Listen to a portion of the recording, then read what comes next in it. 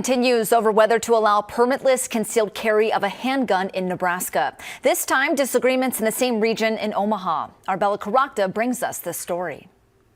Right in Senator Terrell McKinney's North Omaha district is U-Turn, a community organization dedicated to reducing violence among young people. It's also right on the edge of Senator Justin Wayne's District 13. I've noticed much, I think, that everyone else has, is that in recent months, I think it's slowed down some now, but there was an uptick of gun violence amongst some very young population. Despite overlapping areas of representation, the executive director of U-Turn disagrees with McKinney and Wayne's support of a bill to allow permitless concealed carry.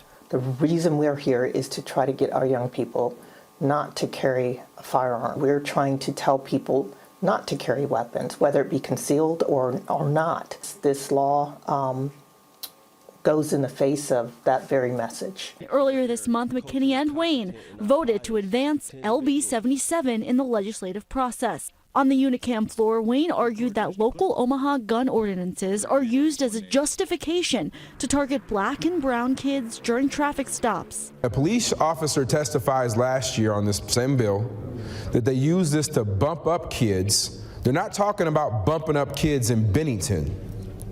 They're not talking about bumping up kids in western Nebraska.